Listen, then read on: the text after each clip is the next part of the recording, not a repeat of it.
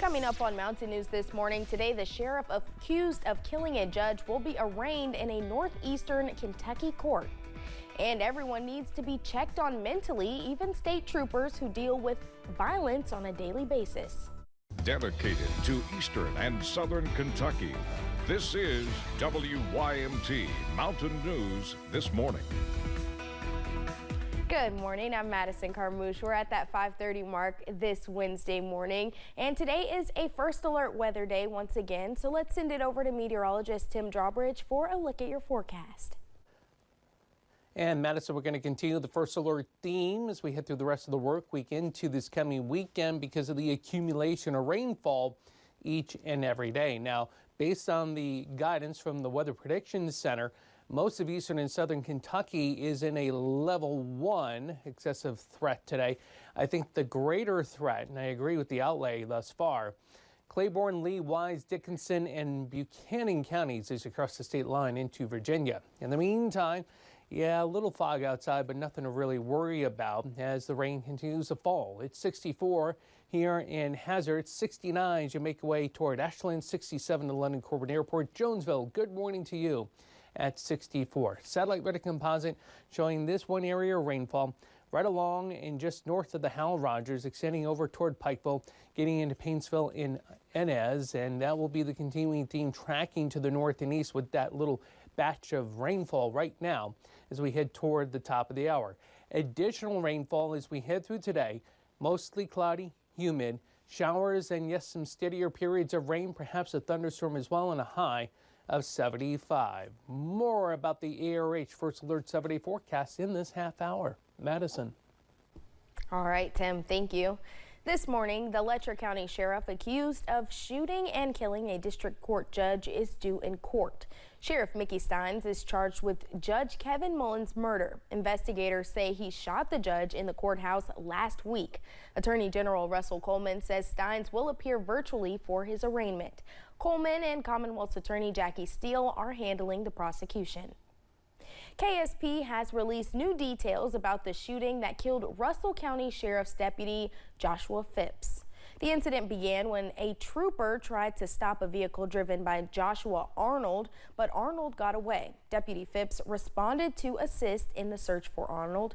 During the search, Phipps went into a camper trailer. That is when officers heard gunshots inside after Phipps and Arnold were found with gunshot wounds. Both were taken to the hospital and pronounced dead. A 12-day manhunt ended when 2 Kentuckians found the body of suspected I-75 shooter Joseph Couch in the Daniel Boone National Forest. Yesterday, the couple who found Couch's body received part of the reward money. Several law enforcement agencies searched for Couch in Laurel County after they say he shot at vehicles on I-75, injuring 5 people. While Sheila and Fred McCoy searched the woods in the days after the shooting, they had grace on their minds. We just wanted to talk and convince him, persuade him to turn himself in. We wanted to tell him that nobody had died.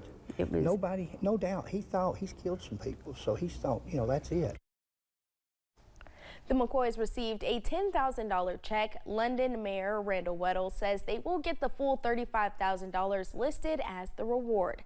The remaining donors will meet to distribute the rest of the funds. Mental exhaustion and burnout are common in the workplace, and that is no different for the officers, deputies, and troopers who protect our communities. I was able to speak with a leader in the Kentucky State Police Health and Wellness Branch. With more than 900 Kentucky State Police troopers serving the Commonwealth, you may wonder who serves them. Mental health services are not only available, but a priority to our people, because we want to make sure that they know that, you know, we're here to help. Captain Kyle Nall is the commander of the Kentucky State Police Health and Wellness Branch. And so building that resiliency in people, educating them on the resources that are available, educating them on how to cope with these things as they're dealing with them throughout their career, those are the things that I want my branch to do. The branch was created in 2022 and is funded by the U.S. Department of Justice's Law Enforcement Mental Health and Wellness Act grant. And now what you have is you have more of a culture that is welcoming to the mental health aspect. of our jobs. Captain Knoll says considering the I-75 manhunt in Post 11 and the Letcher County Courthouse shooting in Post 13, troopers have to prioritize wellness. Experiencing that type of back-to-back trauma, like what some of our folks in Eastern Kentucky are being exposed to, we have to take measures to make sure that those folks know how to cope with those things. One coping mechanism is eye movement desensitization and reprocessing, which aids people in getting restful sleep. It is providing that person with the ability for the brain to communicate from one side to the other, which is why that rest is so critical to how we process things. Knoll says he hopes more officers utilize resources during their service so they can enjoy their retirement.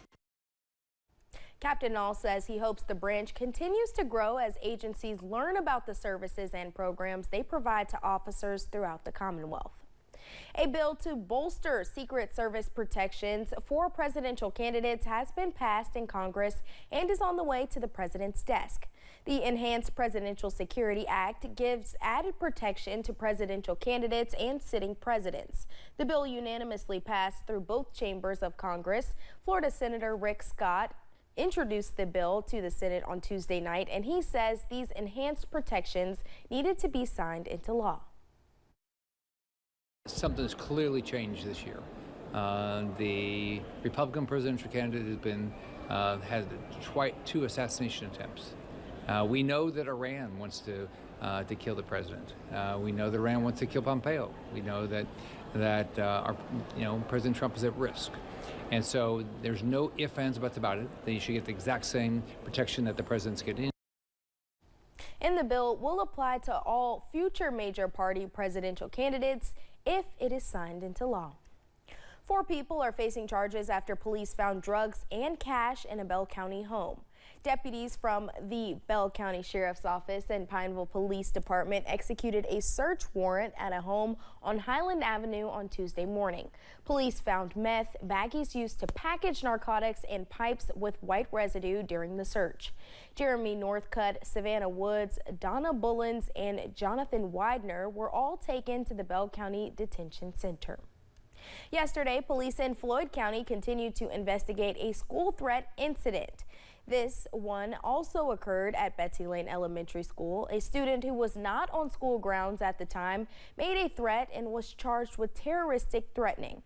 Officials with the Floyd County Board of Education put out a letter saying no students or staff were in any immediate danger during the incident. A Martin County man is facing charges after he reportedly assaulted his wife. Police were called to a home about a domestic complaint in the Lovely community on Sunday. After police arrived, they broke up the argument between Amos Evans and his wife. Police discovered that the altercation got physical, with Evans' wife telling police he choked her and hit her with a flashlight. After Evans appeared in court yesterday, the case will go to a grand jury to see if he will be indicted. We have new information about a missing woman out of Pike County. The last couple of days, we have been telling you that Trish Walters has been missing since September 15th. Police say this man Walters was last seen with, identified as Chris McGee. Police say they were spotted in the London area on the 15th. If you have any information, you are asked to call the Pikeville Police Department at 606-437-6236. 2 southern Kentucky counties are now served by one emergency management agency. Laurel and Whitley counties have merged operations. Local officials say it is being done to maximize personnel and resources. WYMT's Phil Pendleton has the story.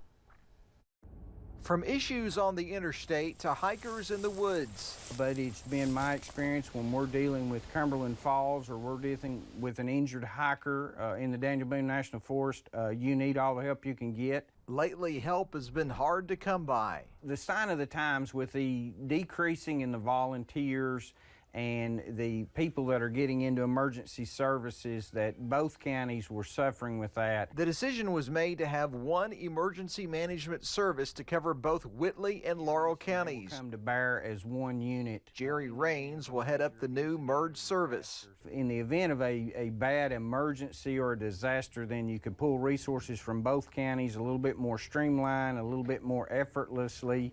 Jerry Raines has a lot of experience both in and out of Kentucky, of course, serving over numerous counties, working for state emergency management, but also being deployed to Florida and South Carolina to assist with some of the hurricane response. State law passed in 2014 allows for a director who lives in one county to work in another. It has been talked about and explored, and the possibility was looked at, and it just came about at the right time, and decided that it would be a good time to merge and see what we could do with both counties going together. The new merged service will use search and rescue crews in Laurel County and Woodbine in Whitley County. In Laurel County, Phil Pendleton, WYMT Mountain News. The move was made possible by the actions of judge executives in both counties. The Floyd County Board of Education has voted to increase funding for school resource officers. As part of the initiative, Sheriff John Hunt has pledged to assign 4 additional full-time on-site SROs to cover the schools that currently do not have dedicated officers. With the addition, every school in the Floyd County School District will be fully staffed with an SRO. When we return, the man in black was honored at the nation's capital to represent his home state, Arkansas. After the active day yesterday, things active again this morning, but doesn't look like obviously we'll be dealing with severe weather. It's the accumulation of rainfall the next several days. The details with your ARH First Alert 7-day forecast after the break.